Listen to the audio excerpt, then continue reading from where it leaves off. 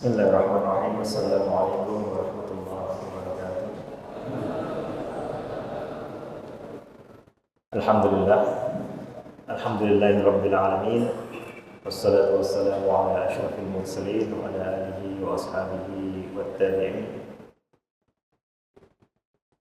Kita lanjutkan lagi kajian rutin kita tentang Sirah Nabawiyah untuk membuka lembar demi lembar kehidupan dan sejarah hidup Rasulullah SAW dari kitab Rawdatul Anwar, dan kita sudah mengkaji beberapa peristiwa semenjak Rasulullah masih kecil sampai kemudian beliau menjadi seorang nabi, menjadi seorang rasul dan berdakwah di Mekah, serta berbagai peristiwa yang silih berganti dialami beliau.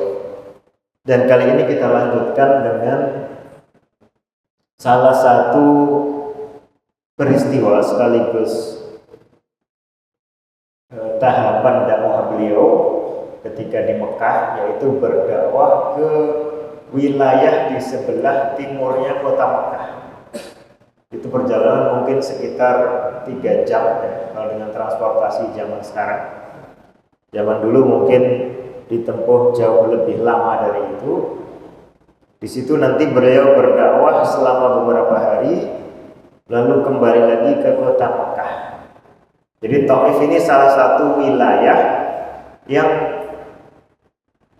dulunya merupakan kawasan yang dihuni oleh kaum Bani Thaqif. Lokasinya tidak jauh dari Mekah atau Baitullah Ka'bah, tetapi masyarakatnya secara umum saat itu masih merupakan masyarakat yang musyrik. Masyarakat yang musyrik. Kalau orang pergi haji, antara Mekah dengan Taif ini sudah terpisah oleh batasan mikot. Batasan mikot yang disebut kalau tidak salah Qarbul Manazil. Jadi kawasan di luar wilayah mikot. Jadi kawasan ini sudah tidak terhitung lagi sebagai kawasan Mekah. Maka kita tahu nanti salah satu ketentuan agama terhadap umat Islam, mulai dari Rasulullah dan para keluarga serta sahabat beliau yang pergi berhijrah ke Madinah, itu ketentuannya orang kalau sudah pergi berhijrah atas perintah Allah, ya, khususnya hijrah di masa Rasulullah, itu dilarang untuk kembali lagi ke Mekah menjadi penduduk Mekah. Tidak boleh. Kalau sudah hijrah ya berarti Mekah sudah ditinggalkan. Sehingga hanya boleh datang ke Mekah, tinggal maksimal 3 hari untuk menuntaskan persiapan safar kembali ke Madinah atau keluar kota Mekah. Makanya beberapa sahabat yang dulunya termasuk kalangan muhajirin ketika sudah pergi ke Madinah, ya, seperti misalnya Ibnu Abbas radhiyallahu anhu, ketika beliau ingin kembali ke kota suci Mekah, beliau tidak tinggal di Mekahnya, tapi tinggal di wilayah lain. Dalam hal ini adalah wilayah Taif. Jadi tinggal di situ supaya dekat dengan Mekah, tapi bukan merupakan wilayah Mekah. Maka kita mengenal di Taif itu ada masjid yang disebut sebagai Masjid Ibnu Abbas radhiyallahu anhu, karena dulu beliau tinggal dan mengajar di wilayah itu. Rata-rata murid beliau sepeninggal Rasulullah adalah orang-orang Mekah atau para ulama yang sengaja datang untuk belajar ke sana. Baik, kita baca, mungkin singkat saja, setengah jam atau kita batasi maksimal jam 4. Qala rahimahullah, beliau mengatakan, penulis Rawdatul Anwar ini, Syekh Mubarakfuri, jidalul musyrikina, bukan ini.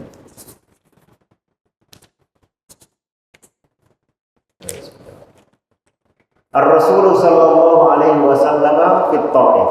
Jadi Rasulullah sallallahu alaihi wasallam ketika di Taif. Dan ini termasuk peristiwa sejarah yang mengandung banyak pelajaran, ya, praktek beliau berdakwah kepada masyarakat yang menolak.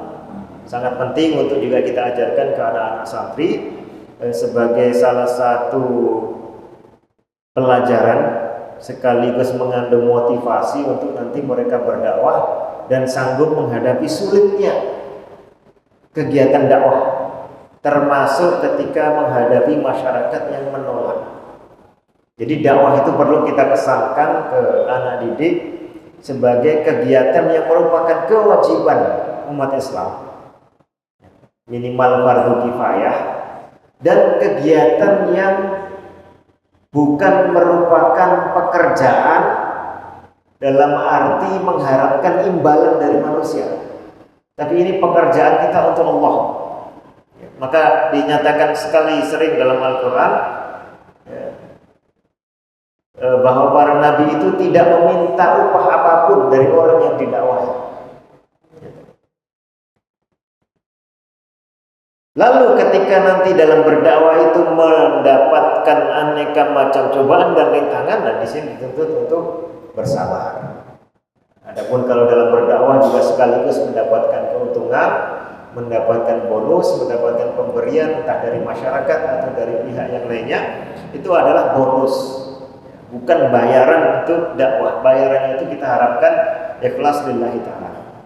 Qala rahimahullah wa fi hadhihi dhurufi, dan dalam kondisi-kondisi seperti ini, ya, kondisi yang kemarin diterangkan, yaitu Rasulullah ditinggal oleh istri pertama beliau, Sayyidah Khadijah, juga ditinggal oleh paman beliau, kondisi yang sangat sulit, tapi Rasulullah tetap berdakwah.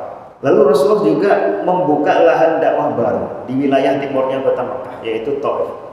Qasada Rasulullah sallallahu alaihi wasallam Taifah. Rasulullah menuju ke Taif roja'a, dengan harapan ayyastajibu, agar mereka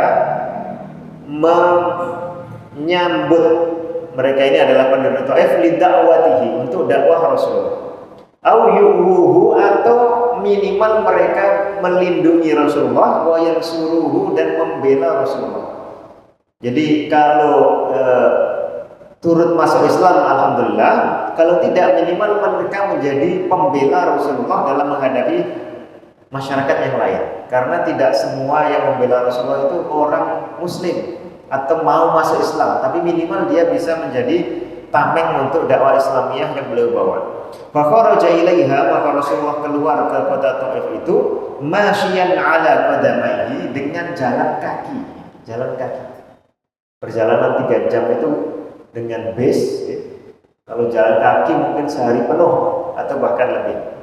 Wa ma'ahu, dan bersama beliau maulahu, budak beliau atau mantan budak beliau, yaitu Zaid bin Harithah. Zaid bin Harithah ini orang pertama dari kalangan budak yang masuk Islam. Asalnya adalah budaknya Khadijah, kalau tidak salah pemberian dari saudaranya, lalu kemudian diberikan kepada Rasulullah. Zaid bin Harithah ini lalu kemudian dibebaskan oleh Rasulullah sehingga menjadi orang yang merdeka. Setelah dibebaskan, dia disuruh milih, antara tetap ikut Rasulullah ataukah kembali ikut bapaknya. Karena sudah bebas, bukan budak lagi. Ternyata Zaid bin Harithah ini memilih untuk ikut Rasulullah karena sangat cintanya dengan Rasulullah, dan Rasulullah juga sangat menyayanginya. Lalu nanti anaknya Usamah bin Zaid itu juga menjadi salah satu pemuda yang sangat disayangi oleh Rasulullah, bahkan dijadikan sebagai pemimpin untuk pasukan umat Islam. Masih muda sekali, masih usia belasan tahun, mungkin usia anak aliyah dan SMK, tapi sudah menjadi panglima perang, terjun ke medan perang, memimpin Abu Bakar As-Siddiq, Umar bin Khattab, Abu Ubaidah, dan para sahabat-sahabat senior. Itu adalah putra dari Zaid bin Harithah. Maka Zaid bin Harithah sering menemani Rasulullah.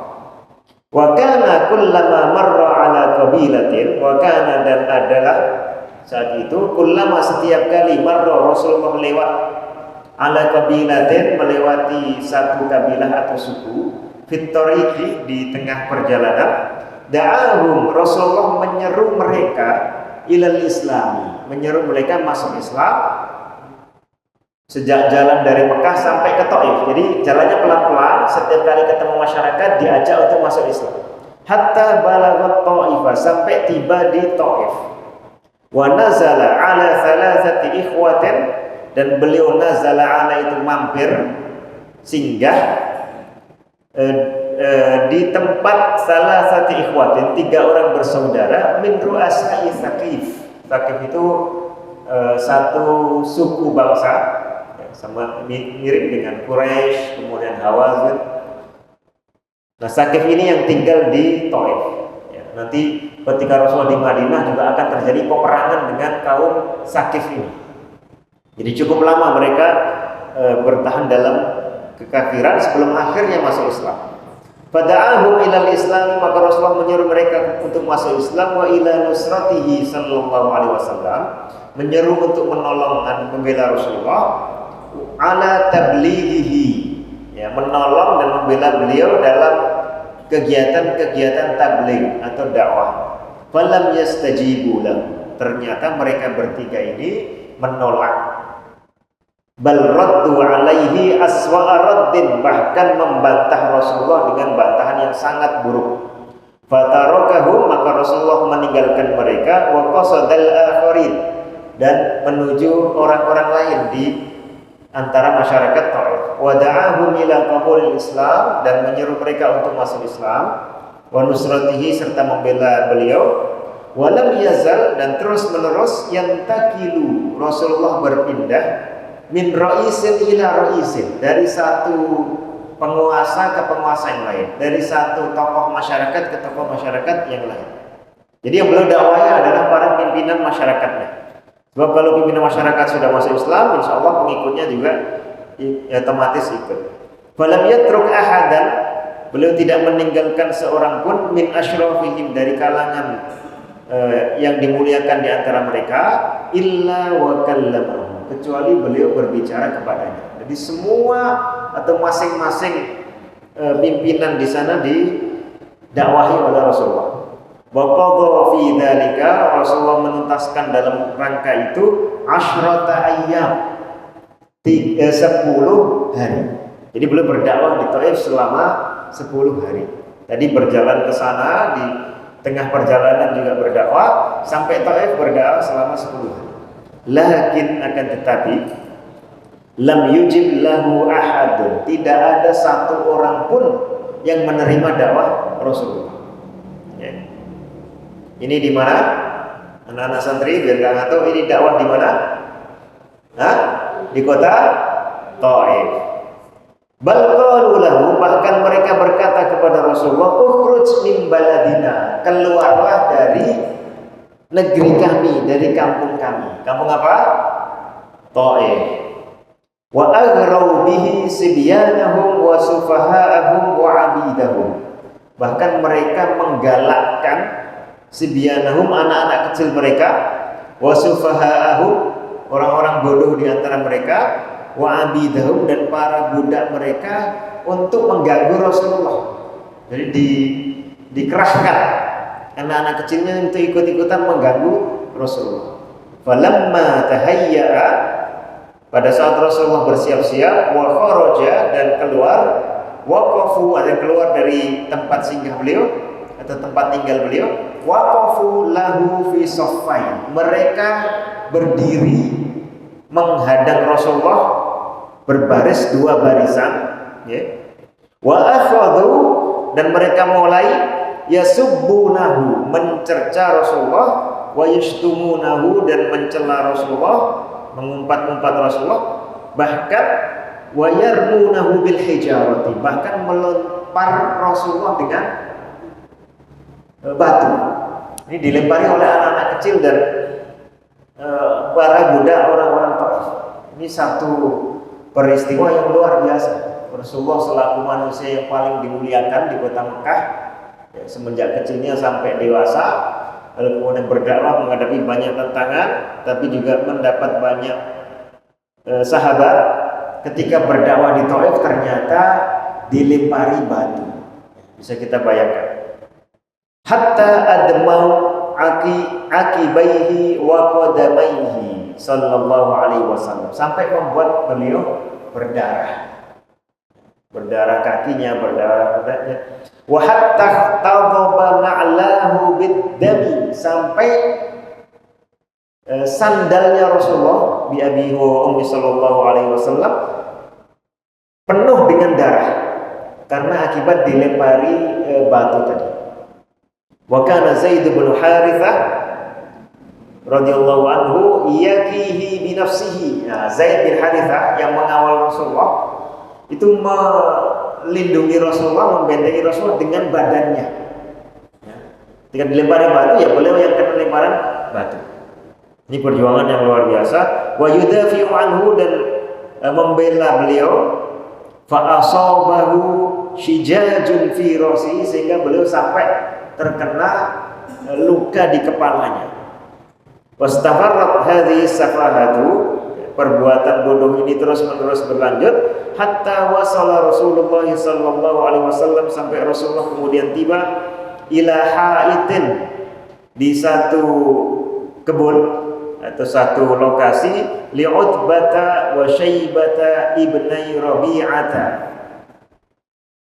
Ya, satu kebun milik Utbah dan Syaibah, keduanya adalah anak dari Rabi'ah, ala bu'di thalathati amyalin, sekitar 3 mil jaraknya, minat Ta'ifi, dari Taif. Fadakhala fihi, kemudian beliau masuk ke sana. Jadi ini sudah pulang dari Taif, tidak dibiarkan oleh mereka, tapi dilempari oleh batu. Siapa itu? Rasulullah. Dakwahnya tidak aneh-aneh, hanya menyuruh mereka untuk masuk Islam, meninggalkan penyembahan terhadap berhala. Falamma dakhala fihi, ketika Rasulullah masuk ke kebun mereka, insarafu anhu, barulah orang-orang yang melempari itu pulang, ya, tidak melanjutkan. Nah, wajalasan Nabi sallallahu alaihi wasallam, kemudian Rasulullah pun duduk fil haiti, di kebun itu, tahta dhilli habalatin min ainabin, di bawah naungan pohon anggur. Jadi pohon anggur yang ditanam di kebun itu, beliau duduk di bawah situ, mu'tamidan ila jidarin, bersandar ke tembok. Wa qad athara fi nafsihi ma laqahu, apa yang beliau rasakan itu cukup berpengaruh pada diri Rasulullah. Fada'a, maka Rasulullah pun berdoa. Jadi orang yang paling mulia dan paling dilindungi oleh Allah Subhanahu wa taala tidak berarti kemudian diberikan kesaktian macam-macam.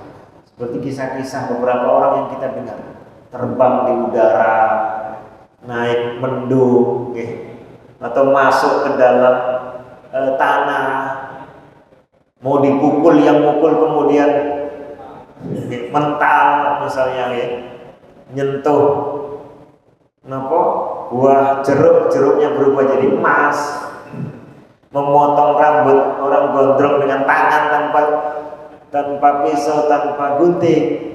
Tidak begitu-begitu yang terjadi pada para nabi dan para rasul. Rasulullah pun mengalami hal semacam ini, dan Allah hanya kadang-kadang saja menurunkan pertolongan yang luar biasa. Seperti ketika Nabi Musa dikejar oleh Fir'aun, lari, betul-betul lari, ya, dikejar. Nah, baru kemudian Allah berikan pertolongan, dipukulkan tongkat itu ke lautan terbuka, mereka berjalan, Fir'aun mengikutinya, terus ditutup. Itu hanya kejadian-kejadian yang kadang-kadang saja. Itu pun bukan dengan cara Nabi Musa tiba-tiba bisa terbang, tapi dengan cara yang luar biasa, dan itu sangat langka. Dan baik diberikan pertolongan yang luar biasa itu maupun yang biasa-biasa saja, termasuk konon Nabi Zakaria itu sampai digergaji oleh musuh dan meninggal karena itu. Dan ada beberapa nabi Bani Israel yang disebutkan di Al-Quran dibunuh oleh Bani Israel sendiri, itu tidak apa-apa. Karena dalam perjuangan dakwah itu kadang diselamatkan oleh Allah sehingga bebas dari pembunuhan, kadang-kadang sampai terbunuh atau minimal luka-luka dan mengalami kesakitan luar biasa. Tapi itu semua justru menambah kemuliaan seorang dai. Diselamatkan maupun diberikan ujian sama-sama mulia asalkan tetap teguh memegang kebenaran. Beliau berdoa dengan doa yang sangat terkenal ini, Allahumma ya Allah ilaika, kepadamulah ashku, aku mengadukan dha'fa quwwati, lemahnya kekuatan. Jadi beliau mengadukan kepada Allah kenapa Rasulullah lemah sehingga sampai tidak bisa menghadapi mereka yang menganiaya beliau. Wa qillata hilati, dan akan sedikitnya upayaku, daya dan upayaku. Padahal Rasulullah sudah berjuang sedemikian kerasnya. Wa hawani 'alan nas, dan kedudukanku yang diremehkan oleh masyarakat. Nah, ini caranya dai ketika menghadapi ujian seperti ini.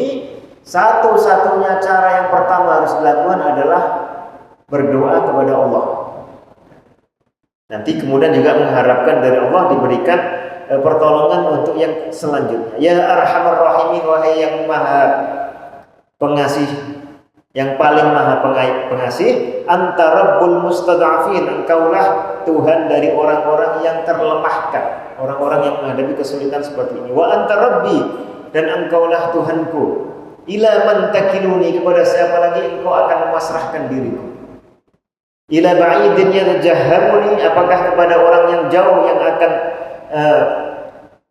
akan mengsengsarakanku, am ila aduwin mallaktahu amri, ataukah akan dipasrahkan kepada musuh yang akan menguasai urusanku. Artinya tidak mungkin, ya. Illam yakun bika alayya ghadabun, selama engkau ya Allah sama sekali tidak murka kepadaku, fala ubali, maka aku tidak peduli. Kesulitan apapun yang diterima, godaan maupun gangguan apapun yang diterima, Rasulullah tidak peduli selama Allah tetap ridho dan tidak murka. Walakin, akan tetapi walaupun begitu, afiyatuka, pemberian keselamatan darimu, hiya awsa'uni, itu lebih longgar dan lebih luas untuk diriku. Artinya walaupun kita bersabar, itu juga kita tetap meminta agar diberikan keselamatan oleh Allah.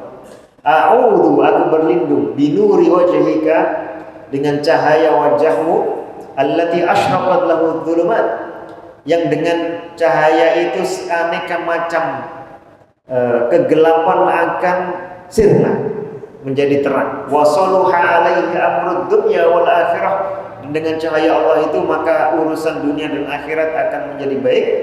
Min antunzila bi ghadabaka, meminta perlindungan kepada Allah agar Allah tidak murka.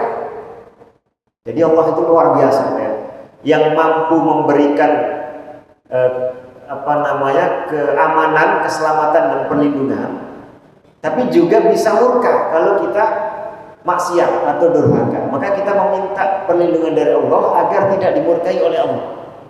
Au yahilla alayya sakhatuk, atau aku terkena amarahmu, lakal kemurkaanmu, lakal utba hatta tarda wala haula wala quwwata illa bika.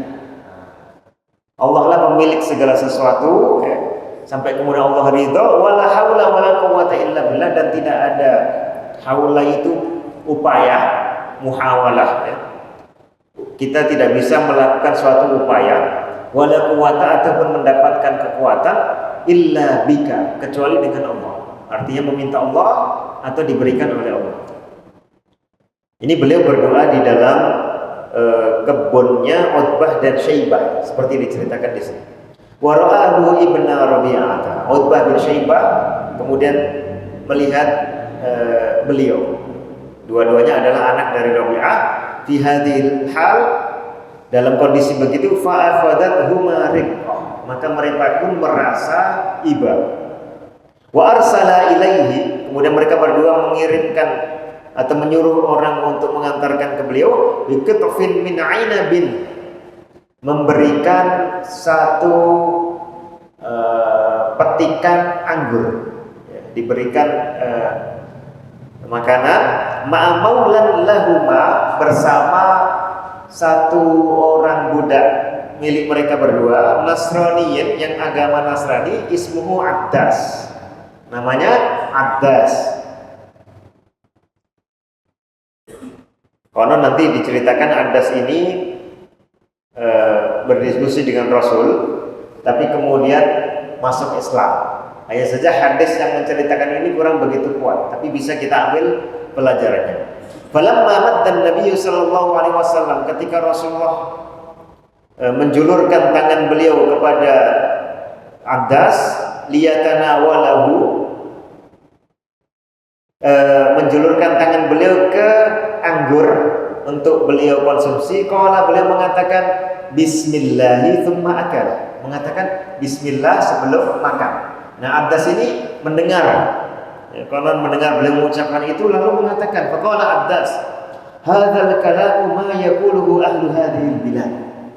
Ucapan ini, bacaan bismillah itu enggak biasanya diucapkan oleh orang dari daerah sini. Faqala lahu Nabi sallallahu alaihi wasallam, Rasulullah kemudian bertanya kepada Addas, min ayyil biladi anta wa ma dinuka? Kamu berasal dari mana? Dari daerah mana? Kemudian apa agamamu? Ya.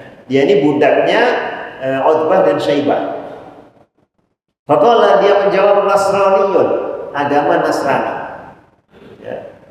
Agama Nasrani berarti pengikut Nabi Isa, tapi umumnya yang di Jazirah Arab itu sudah ikut agama yang menyimpang. Jadi menjadikan Nabi Isa atau yang disebut Yesus sebagai Tuhan. Kecuali beberapa orang yang masih menjadikan Allah sebagai satu-satunya Tuhan. Ya, seperti kita tahu kemarin ada paman atau sepupunya Khadijah, Waraqah binti Nawfal, itu Nasrani yang bertauhid, juga Raja Najasyi di Habasyah. Tapi yang lain umumnya menyembah Nabi Isa. Min ahli Ninawa, dari masyarakat Ninawa. Faqala min qaryatir rajulis salih Yunus bin Matta. Ketika dia mengatakan saya Nasrani, beragama Kristen, dan dari masyarakat Ninawa, lalu beliau mengatakan Ninawa ini kampungnya orang soleh, kampungnya Nabi Yunus, yaitu Yunus bin Matta. Faqala Addas kemudian balik bertanya, wa ma yudrika ma Yunus bin Matta? Kok kamu bisa tahu Yunus bin Matta? Faqala lahu Nabi sallallahu alaihi wasallam, dzaka akhi, itu saudara saya. Maksudnya saudara sesama apa? Anak-anak, saudara sesama apa? Hah? Sama Muslim, saudara sesama Nabi. Sama-sama Nabi, maka beliau sebut saudara. Dzaka akhi kana nabiyyan wa ana nabiyyun. Beliau seorang nabi dan aku pun seorang nabi. Wa qara'a alaihi qissata Yunus alaihi salam min al-Qur'an, dan Rasulullah membacakan kisah Yunus kepada Addas ini. Fa aslama Addasun, kemudian Addas masuk Islam ala ma yuqal. Konon begitu. Jadi masuk Islamnya Addas ini belum pasti karena riwayatnya tidak sampai sahih kuat, ya. Nah, tapi ada kemungkinan benar, ya. Dan tidak ada cerita lain yang berbeda.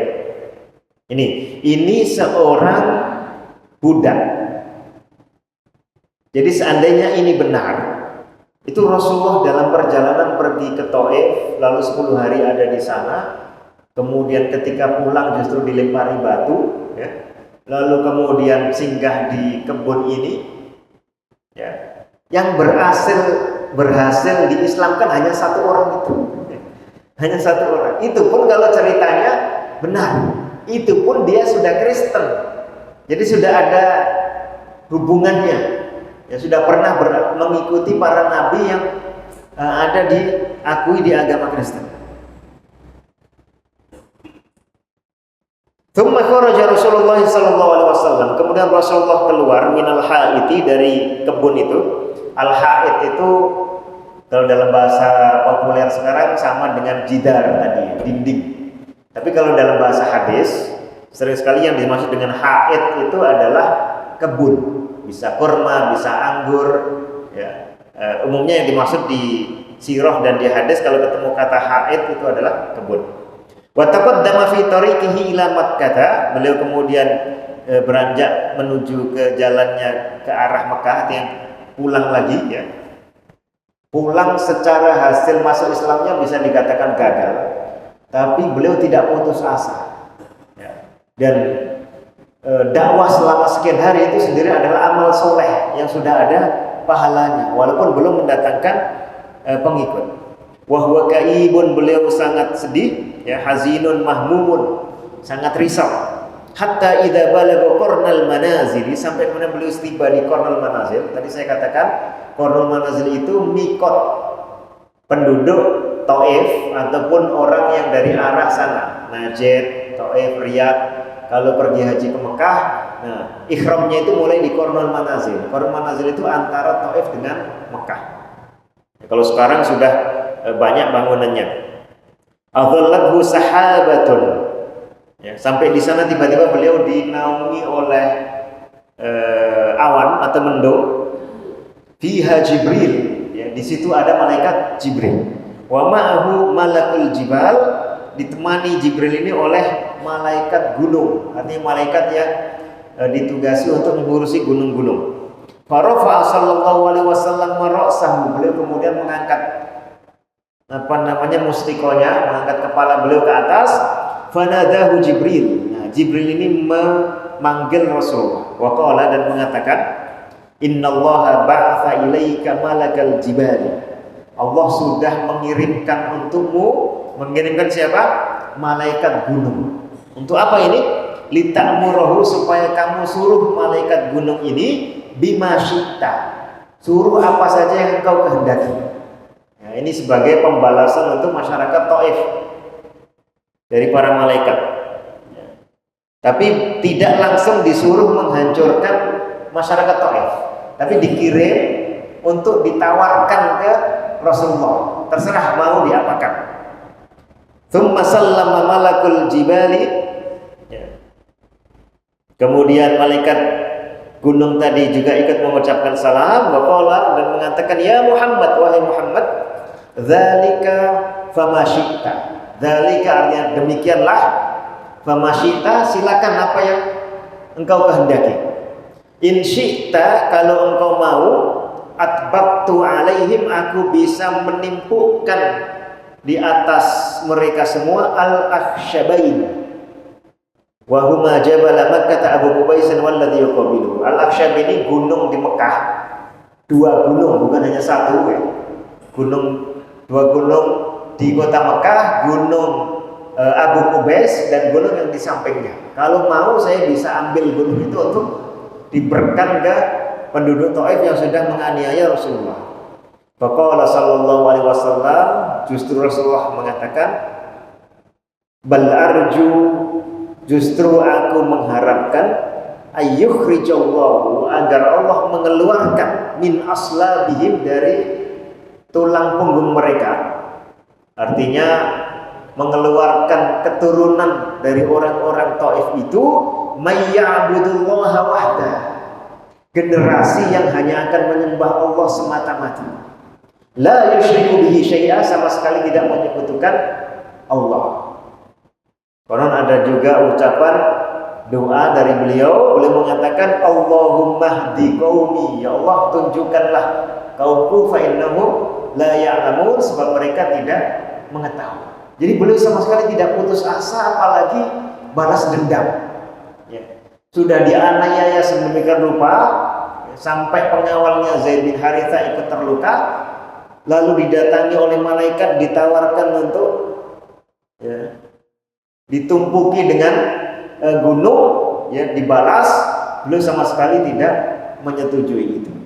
Wa afaqa Rasulullah sallallahu alaihi wasallam min hammihi bimaji'i hadzal nasr.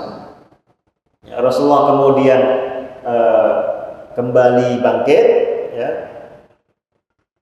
dengan datangnya pertolongan itu tadi, ya, tetapi tidak beliau gunakan, tapi tetap berharap semoga dakwahnya itu nanti diterima. Kalau bukan generasi saat ini, berarti generasi setelahnya. Wa taqaddama fi tariqihi ila Makkah, dan melanjutkan perjalanan ke Mekah hatta nazala bi Nakhlah. Nah, sampai kemudian beliau singgah di satu kurma, wa aqama biha ayyaman, itu nama tempat. Kemudian beliau tinggal di sana selama beberapa hari. Nah, wa asna'a iqamatihi. Ini kisah lanjutan ketika pulang dari Taif. Di tengah-tengah beliau singgah di wilayah itu, sarafallahu ilaihi, Allah mengerahkan agar menuju ke Rasulullah itu siapa? Nafaram minal jin, sekelompok bangsa jin. Untuk apa? Yastami'unal Qur'an, mendengarkan bacaan Al-Qur'an. Jadi tadi di Taif ditolak oleh bangsa manusia. Lalu konon di perjalanan ada satu orang Kristen masuk Islam. Nah, di Nakhlah ini beliau didatangi oleh jin. Ini bukan orang yang beliau datangi untuk didakwahi, tapi ketemu di jalan. Orang Kristen tadi Adas itu ketemu di jalan. Kemudian jin-jin ini juga ketemu di jalan, bukan yang dituju. Wa huwa qa'imun, saat itu Rasulullah berdiri yusolli, salat bi ashabihi, dengan para sahabat beliau yang di wilayah itu, salat al-fajri, salat subuh. Falamma qada, ketika beliau sudah selesai, wallau ila qaumihim, mereka pun kembali ke kaum atau masyarakat mereka. Mereka siapa ini? Anak-anak. Ya, sekelompok jin tadi kembali mundzirin, memberikan peringatan kepada kaumnya, wa qad amanu bihi, sementara mereka sudah beriman kepada Rasulullah. Jadi gagal dengan sasaran masyarakat Taif tadi, ya, tapi diberikan oleh Allah kesuksesan yang tidak diduga-duga. Ya. Tadi kalau kisahnya benar, mendapat satu orang Kristen yang tidak sengaja ketika singgah di sebuah kebun, dan ini juga beliau hanya sholat saja, tiba-tiba ada sekelompok jin yang mendengarkan itu, jinnun nasibin. Kemudian masuk Islam, bahkan dikatakan di sini walam yash'ur bihim Rasulullah sallallahu alaihi wasallam. Rasulullah tidak merasakan mereka, tidak tahu kalau didatangi oleh sekelompok jin yang kemudian jin itu mendengarkan Al-Qur'an, lalu sadar ini wahyu yang benar, sama seperti wahyu yang turun kepada Nabi Musa alaihissalam, lalu masuk Islam. Beliau belum sadar hatta sampai nazala bidzalikal Qur'an, sampai mana Al-Qur'an turun memberitahukan hal itu, ya, yaitu ayat dari surat Al-Ahqaf, ayat dari surat Al-Jin, beberapa ayat di surat Ahqaf dan surat Jin. Baik, kita lanjutkan dengan paragraf terakhir. Wa ba'da ayyamin, setelah beberapa hari, kharaja Rasulullah sallallahu alaihi wasallam, Rasulullah kemudian keluar min Nakhlata, dari kawasan Nakhlah tadi, yuridu Makkah, ingin menuju ke Mekah. Ini jaraknya lumayan dekat. Wa huwa yarju minallahi, dalam kondisi beliau berharap agar Allah memberikan al-faraja wal makhraja, memberikan keberhasilan dan jalan keluar.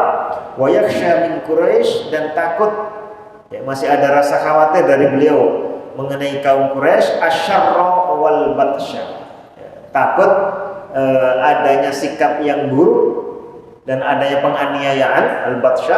Fa ahabba, maka beliau ingin ayyahta li nafsihi, lebih memberikan perlindungan, ya, menyiapkan perlindungan. Falamma dana min Makkah, ketika beliau dekat dengan kota Makkah, maka bihira'a, tinggal diam sejenak di Gua Hira.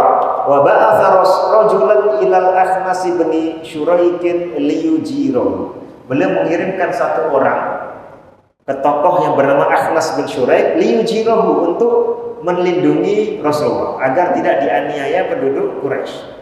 Fa'tadzara, tapi Akhnas ini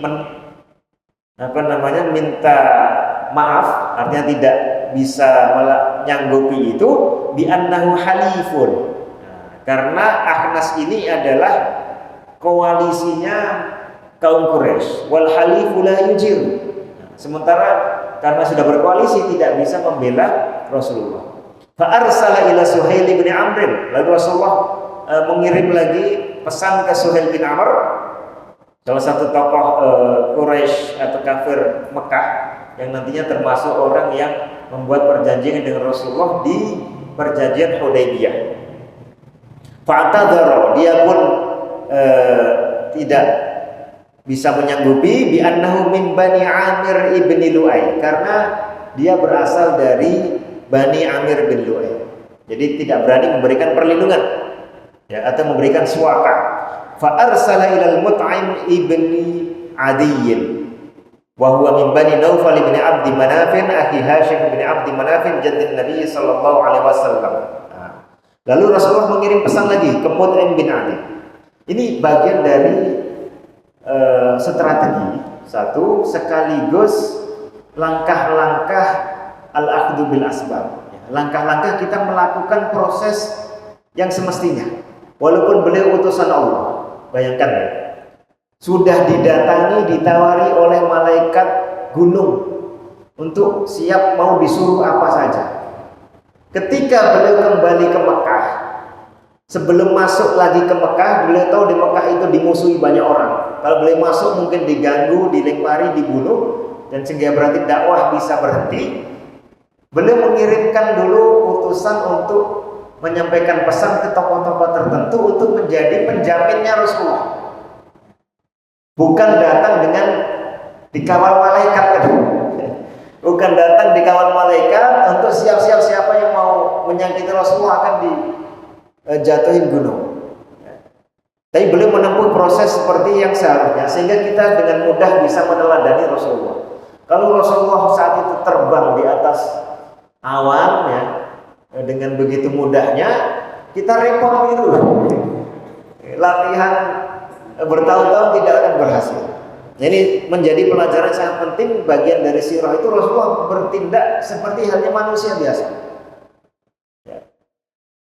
Wa Abdu Manafin, ya beliau terakhir mengirimkan utusan ke Mut'im bin Adi. Mut'im bin Adi ini masih satu keturunan dengan Rasulullah. Karena dari Bani Abdi Manaf. Abdu Manaf itu ayah dari kakeknya Rasulullah. Kakek Rasulullah ini Hashim. Hashim itu buyut ya. Kakek buyutnya Rasulullah, karena Hashim ini adalah ayahnya Abdul Muttalib. Nah, Abdul Muttalib itu ayah Abdullah. Abdullah itu ayahnya Rasulullah. Wa Abdu Manafin a'azzu batnin fi Quraisy. Abdu Manaf itu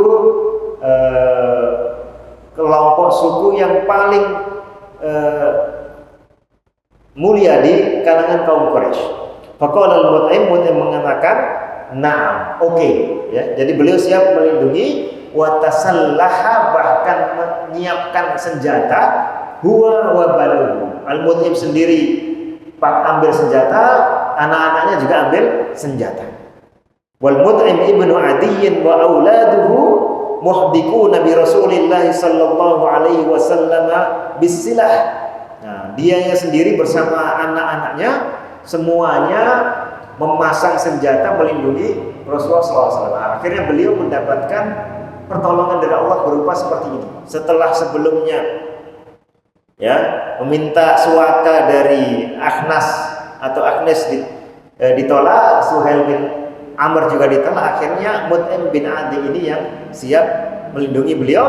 Wa kana al-Mut'imu, dan Mut'im saat itu qad a'lana fi Quraisy, sudah mengumumkan ke masyarakat Quraisy annahu, bahwasanya dia ajar Muhammadan, memberikan suaka atau perlindungan kepada Nabi Muhammad, sehingga jangan sampai para suku ini main-main. Faqabilu dzalika minhu, maka mereka pun menerima perlindungan itu. Nah, setidaknya di sini ada pelajaran penting ya, paling tidak dua hal. Pertama, di dalam berdakwah kita harus penuh dengan persiapan, penuh dengan semangat dan siap-siap apa saja kondisi berat ataupun rintangan, bahkan mungkin gangguan ya, dan perlawanan yang muncul ketika kita sudah berdakwah, yaitu tidak mengurungkan niat. Lalu yang kedua, percayalah bahwa ujung-ujungnya nanti Allah Subhanahu wa taala akan memberikan pertolongan kalau kita betul-betul bersabar, dan bahkan kadang-kadang kita mendapatkan hasil di luar perkiraan. Kadang kita berdakwah ke wilayah yang sini menolak, tapi wilayah yang sini justru datang mendukung. Nah, atau kalaupun tidak datang dengan hasil semacam itu, maka minimal nanti hasilnya kita tunggu di akhirat. Barangkali itu, ya. Semoga ada guna dan manfaatnya. Aku qouli hadza wa astaghfirullah li wa lakum wa sallallahu ala nabiyyina Muhammad wa sallam tasliman katsiran mazida. Assalamualaikum warahmatullahi wabarakatuh.